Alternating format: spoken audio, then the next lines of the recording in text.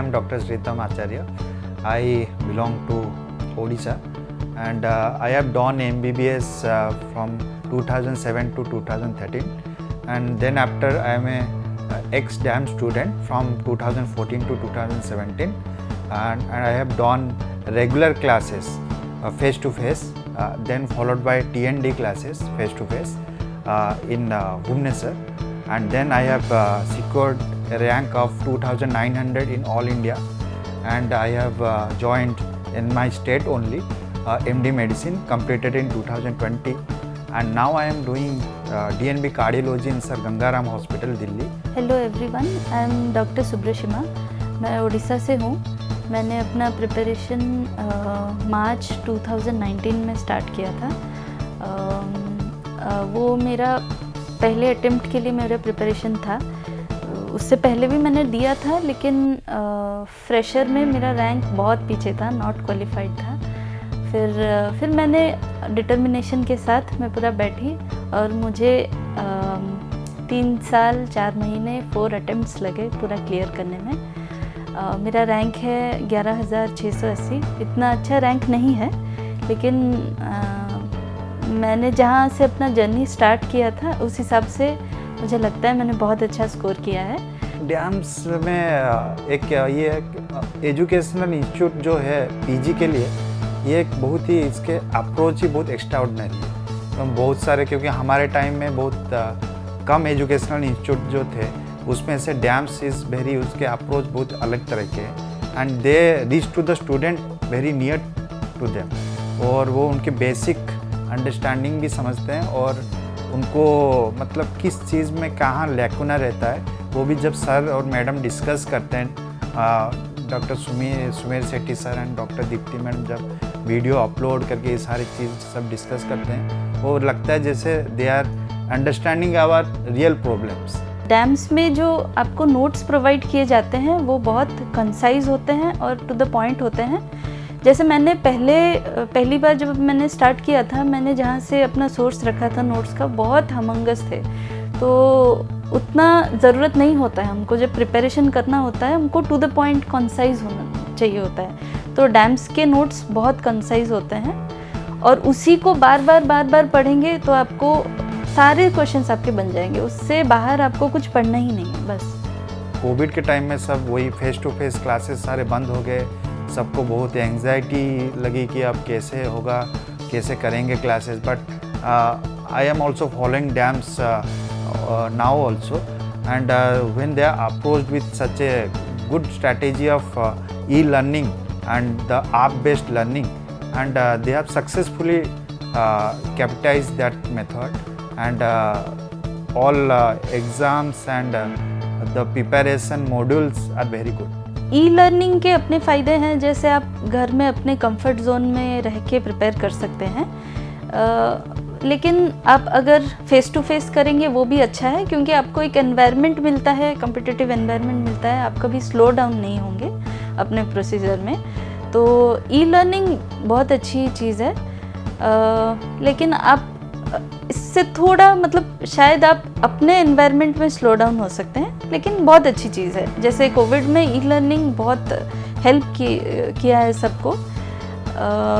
आप पीछे नहीं रहे और अब सब मतलब क्लासेस कंटिन्यू होते रहे, तो वो एक बहुत अच्छी चीज़ है, और डैम्स ने उसमें बहुत अच्छा किया। Test series is actually very much helpful, but हाँ, उससे पहले आपकी बेस भी स्ट्रॉन्ग होनी चाहिए। जितनी बेस अच्छी होगी उतना आप स्कोर कर पाएंगे। लेकिन बहुत जन ये सोच के टेस्ट नहीं देते हैं कि चलो ये टेस्ट तो हमारा हमेशा ख़राब जाएगा, क्यों देंगे, ऐसे पढ़ते रहते हैं, लास्ट में जब देखते हैं एग्ज़ाम क्या होगा। That is a very wrong approach. With reading you have to give test, and जब जितना आपका बेस क्लियर होता जाएगा, you will see your score will also rise gradually. Test series के बारे में ये बोलना चाहूँगी कि जैसे सर और मैम बोलते हैं कि सारे टेस्ट देने हैं, DQ भी हो या फिर GT हो, क्लास टेस्ट हो, सारे टेस्ट देने हैं, और कभी ये नहीं सोचना है कि मेरा सारा सब्जेक्ट ख़त्म हो जाएगा तभी मैं GT देना स्टार्ट करूँगी या करूँगा। वैसे नहीं, आप पढ़ना चालू करो, उसके बाद 3-4 सब्जेक्ट या कुछ सब्जेक्ट्स आपके ख़त्म हो जाए ना, वैसे ही आप GT देना स्टार्ट करो, क्योंकि एटलीस्ट आपको वहाँ पता चल जाएगा कि मैं कहाँ स्टैंड कर रहा हूँ या कर रही हूँ, कि मुझे और कितना मेहनत करना है। तब आपको पता चलेगा कि आपको कितना आगे जाना है। अगर आप टेस्ट नहीं दोगे, टेस्ट पे फोकस नहीं करोगे, टेस्ट में कहाँ पीछे रह रहे हो उस पर एनालाइज नहीं करोगे, तो आप आगे नहीं बढ़ पाओगे। तो जीटीज और सारे टेस्ट बहुत इंपॉर्टेंट है, पढ़ते जाओ और टेस्ट भी देते रहो। और डैम्स के टेस्ट भी बहुत अच्छे हैं। उसके बाद उनका जो वीडियो डिस्कशन है वो बहुत ही अच्छी बात है। वीडियो डिस्कशन बहुत हेल्प करती है, बिकॉज जब आप वीडियो डिस्कशन देखते जाते हो ना, तब आपको पता चलता है कि मतलब कहाँ आपकी गलती हुई है एग्जैक्टली। तो उस चीज़ पे आप फोकस करोगे तो आप क्रैक कर पाओगे। क्योंकि जीटी एक ऐसी चीज़ है, तो सेम क्वेश्चंस, सेम टॉपिक से क्वेश्चंस आते रहेंगे। तो आप अगर सेम टॉपिक से क्वेश्चंस आ रहे हैं, सेम टॉपिक को आप रिवाइज कर रहे हो बार बार, तो आप पीछे कैसे रहोगे? वही क्वेश्चंस तो आ रहे हैं, वही क्वेश्चंस पे तो फोकस करना है, वही तो बात है। और वही अगर क्वेश्चंस आपने करेक्ट कर लिया, आपके क्रैक हो जाएंगे रहेंगे। मेरे लिए तो डॉक्टर सुमेर सेठी सर बहुत ही इंस्पायरिंग है। और सारे जैसे मेरे मेडिसिन में जैसे डॉक्टर अरविंद, वो बहुत अच्छे हैं। एंड सारे डैम्स के फैकल्टी बहुत अच्छे हैं। And doctor Deepti madam of course gynaec के चैम्पियन ही है। एंड उनसे मैंने जो भी गायनिक कुछ सीखा है कुछ जानता हूँ, सब उनसे ही जानता हूँ। माई वाइफ डॉक्टर सुब्रसीमा, MBBS के बाद जब उन्होंने मुझे पूछा कि क्या करूँ मैं अभी, बोले क्या डैम्स कोचिंग करना है, क्योंकि मुझे तो पता है डैम्स ही सबसे बेस्ट है। तो डैम्स कोचिंग इंस्टीट्यूट ज्वाइन करो, उधर ही अपना डाउट क्लियर करो और धीरे धीरे सक्सेसफुल मिल ही जाएगा। जैसे मेरा इंटरेस्ट गायनी में है, तो मेरे लिए तो दीप्ति मैम मुझे बहुत इंस्पायरिंग लगती है। और सुमेर सर के पेप टॉक्स बहुत अच्छे लगते हैं और बहुत मोटिवेशनल होते हैं। सारे टीचर्स ही बहुत मोटिवेशनल है।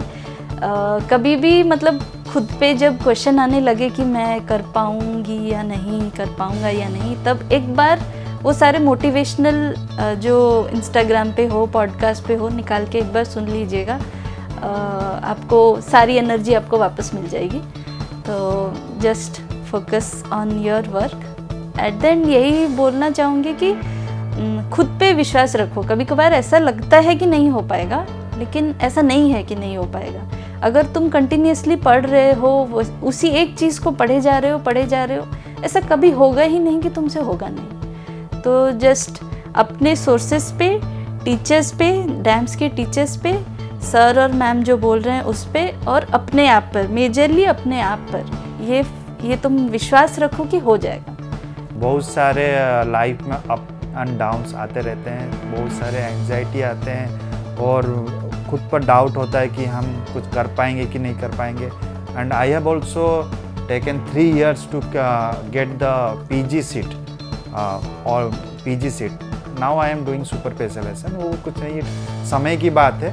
आप एक समय के लिए कोशिश करेंगे एंड यू विल हार्डशिप थोड़ा रहेगा। एंड अपने कंसंट्रेशन रखना है ज़रूरी, डिटर्मिनेशन रखना ज़रूरी है। एंड जो डैम्स के मेंटर आपको बता रहे हैं उनको पूरा फॉलो करना है अच्छे से।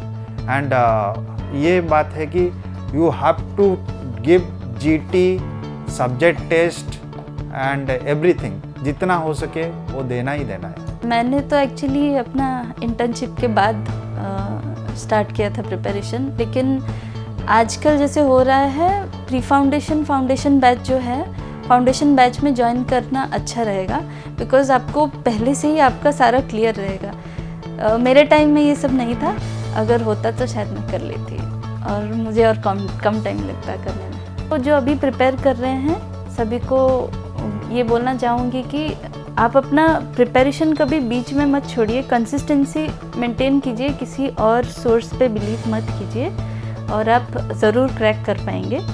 अपने आप पर विश्वास रखिए, ये हो पाएगा। क्योंकि मैं अगर बहुत नॉट क्वालिफाइड से अगर मैं पहुंच सकती हूँ यहाँ, तो कोई भी कर सकता है।